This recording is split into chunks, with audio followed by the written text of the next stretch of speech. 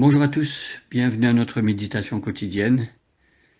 Aujourd'hui, nous sommes dans la lettre que Jésus a confiée à Jean pour qu'il la remette au responsable de l'église de Thyatire. C'est la 4e des 7 lettres que Jésus envoie aux églises par l'intermédiaire de son apôtre. Nous avions vu jusqu'à présent les versets 18, 19 et 20. Et aujourd'hui, nous allons enchaîner avec le verset 21. Alors, je lis le texte. Prenez vos Bibles, suivez avec moi. Apocalypse chapitre 2, verset 18 jusqu'à 21. À l'ange de l'église qui est à Thyatire, écrit, « Voici ce que dit le Fils de Dieu, dont les yeux sont comme une flamme ardente et les pieds comme du bronze.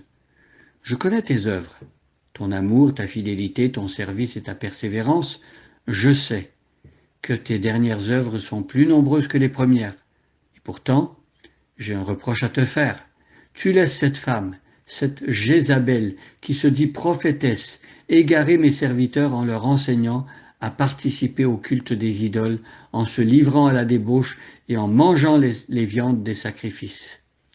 Je lui ai laissé du temps pour qu'elle change, mais elle ne veut pas renoncer à son immoralité. » Alors ici, au verset 21, nous prenons la mesure de la compassion de Jésus-Christ. Je lui ai laissé du temps. C'est magnifique. On remarque combien le Seigneur Jésus veut que le méchant change de voie, veut que celui qui s'égare revienne à lui.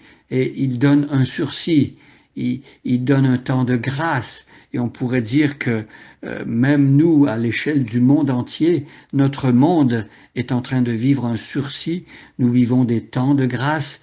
Dieu ne tarde pas dans l'exécution de ses promesses. On lit dans la 2e lettre de Pierre, parce que certains se moquent en disant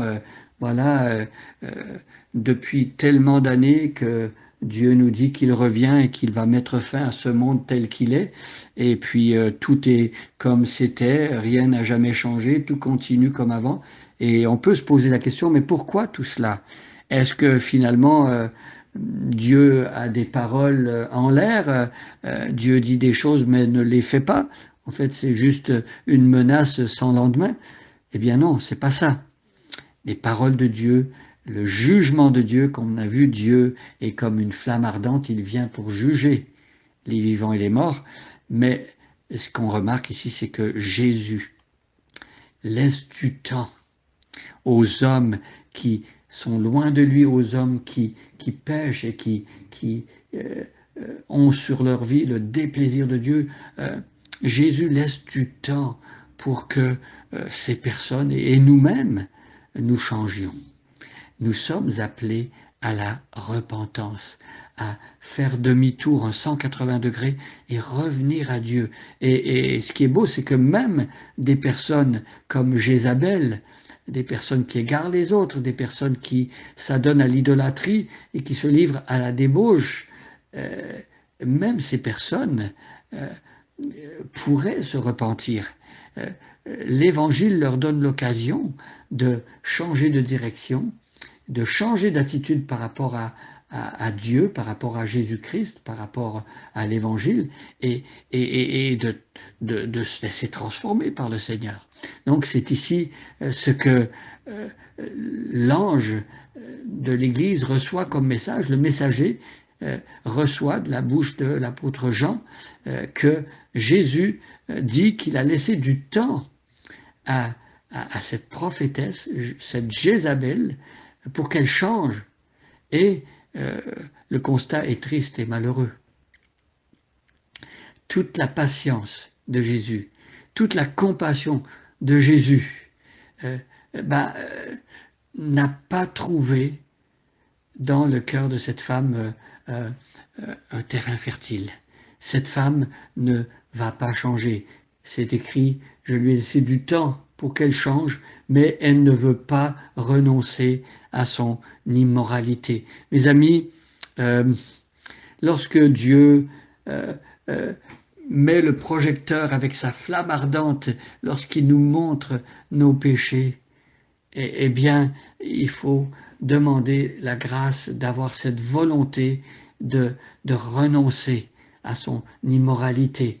Il faut accepter de lâcher prise, de laisser ces choses que notre cœur pécheur a tellement aimées, les laisser, les remettre à Dieu, demander à Dieu de les juger, de nous pardonner, de nous en purifier, parce que l'immoralité nous sépare de Dieu comme tous les autres péchés, l'idolâtrie aussi, l'hypocrisie, et on peut penser à toutes sortes de péchés. Le péché nous sépare de Dieu, et c'est en se repentant, en laissant derrière nous, en renonçant et en abandonnant ces choses qui ont déplu à Dieu et qui nous détruisent nous-mêmes, c'est comme ça qu'on peut être transformé par la parole du Seigneur.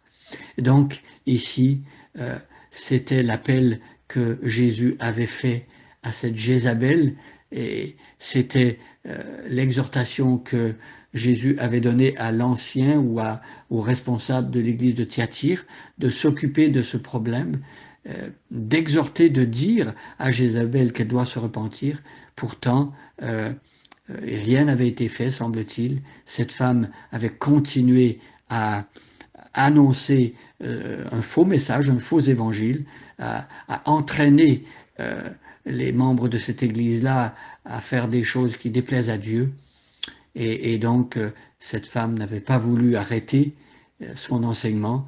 Et on va voir dans la suite du message que celui qui a les yeux comme une flamme ardente va venir pour juger. Celui qui a les pieds comme du bronze, donc qui est solide, ne va pas flancher devant la menace de personnes qui veulent entraîner le peuple de Dieu loin de Dieu. Remercions Dieu parce que c'est lui qui vient pour juger. Remercions-le parce qu'il est patient, parce qu'il est rempli de compassion, parce qu'il ne désire pas que les méchants meurent, mais qu'ils changent de voie. Et remercions-le parce qu'il protège son Église lorsque ceux qui entraînent le peuple de Dieu loin de lui ne veulent pas arrêter leur immoralité, leurs faux enseignements. Eh bien, le Seigneur vient intervenir pour protéger son Église, et nous le remercions, le Seigneur, de ce qu'il fait ça.